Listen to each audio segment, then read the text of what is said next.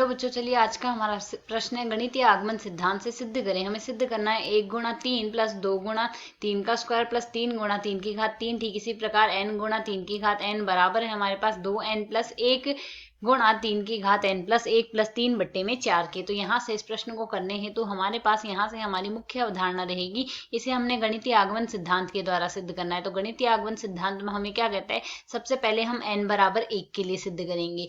n बराबर 1 के लिए यहाँ से हम n बराबर के लिए मान लेंगे कि दिया गया कथन सत्य है। फिर हम यहाँ से n बराबर k प्लस 1 के लिए सिद्ध करेंगे। तो यदि प्रश्न के अनुसार देखें, जब हम n बराबर 1 लेते हैं तो उसका बायां पक्ष LHS बराबर क्या आ जाएगा, 1 गुणा 3 ही आएगा। और दायां पक्ष RHS बराबर क्या आ जाएगा, 2 गुणा n बराबर 1 ले रहे हैं तो 2 माइनस 1 गुणा में 3 की घात 1 आएगा, 1 प्लस 1 2 हो जाएगा, प्लस 3 आ जाएगा, बट्टे में आएगा हमारे पास यहाँ से 4। इसे सरल करेंगे तो यह हमारे पास बनेगा 1, अर्थात 3 की घात 2 आ गई।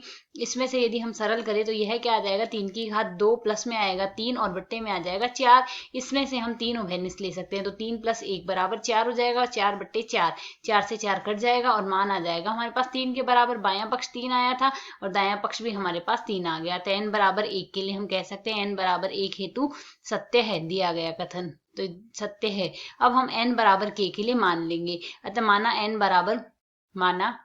n बराबर k हेतु सत्य है। अब यदि n बराबर k हेतु भी दिया गया कथन यदि सत्य है तो हमारे पास यहाँ से क्या आ जाएगा, 1 गुणा 3 प्लस 2 गुणा 3 का स्क्वायर। ठीक इसी प्रकार यही प्रक्रिया चल रही है, प्लस में n गुणा 3 की घात n बराबर हमारे पास क्या आएगा, 2n माइनस 1 गुणा में आ जाएगा 3 की घात n प्लस 1 प्लस में 3 और बट्टे में हमारे पास राशि आ रही 4। अब यहाँ से n के स्थान पर हमने k रखना है तो यहाँ भी हम k रखेंगे, यहाँ भी हम k रखेंगे, यहाँ भी हम k रखेंगे। इसी प्रकार यहाँ भी k आएगा, अर्थात k के लिए सत्य आ गया।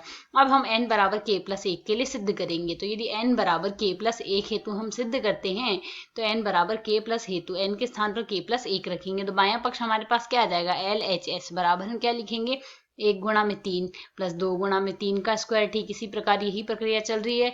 और यहाँ से यदि हम पद देखें तो यह आ जाएगा n k गुणा में 3 की घात k तक तो चलेगा ही, इसके अगला पद k प्लस 1 गुणा में 3 की घात k प्लस 1 आ जाएगा, यह आएगा। अब यहाँ से इतने पद के लिए तो हमने पहले से ही सिद्ध किया हुआ है, इसका मान हमारे पास यहाँ से किसके बराबर है, इस पद के बराबर है। जैसा कि हमने यहाँ से सिद्ध किया तो मान प्रतिस्थापित कर देते हैं, यह क्या आ जाएगा, 2k माइनस में 1 आ जाएगा और 3 की घात k प्लस 1 आ जाएगा, यही मान आएगा। यहाँ से 3 की घात k प्लस 1 आ गया, प्लस में 3 आएगा और बट्टे में 4 आएगा तो प्लस में 3 लिखेंगे और बट्टे में हमारे पास यहाँ से हम 4 लिखेंगे, प्लस यहाँ से हम क्या लिखेंगे, k प्लस 1 आ जाएगा, 3 की घात आ जाएगी हमारे पास k प्लस 1। तो जैसा कि हम यहाँ से देख सकते हैं, पहले इन दो पदों को हम ले लेते हैं, एक तो इस पद को और एक इस पद को। इन दोनों पदों को यदि यहाँ से लेंगे तो 3 की घात k प्लस 1 हम उभयनिष्ठ ले रहे हैं, शेष बच रहा है 2k माइनस 1 बट्टे में 4 आ रहा है और प्लस में आएगा k प्लस 1, यह आ गया, और प्लस में 3 बट्टे 4 हम अलग लिख देते हैं, यह कर सकते हैं।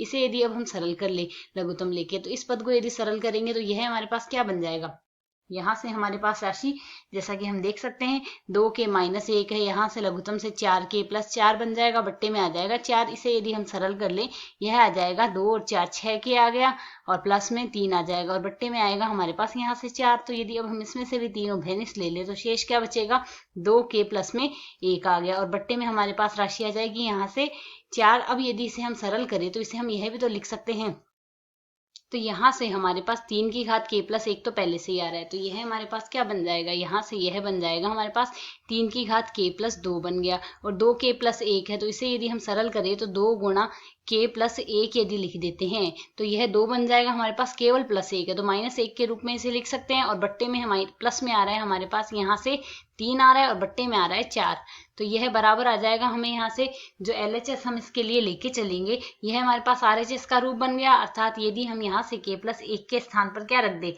n रख दे तो यह सिद्ध हो जाएगा। अतः हमने कथन k प्लस 1 हेतु भी सिद्ध कर दिया, तो यहाँ से हम कह सकते हैं अतः n बराबर k प्लस 1 हेतु भी सत्य है, हेतु भी सत्य है। अतः दिया गया कथन सत्य है, अतः दिया गया कथन सिद्ध होता है। अतः दिया गया कथन n बराबर प्रत्येक n के लिए प्रत्येक n हेतु सत्य है। हमें यहाँ से यही सिद्ध करना था। आशा है समझ आया। धन्यवाद।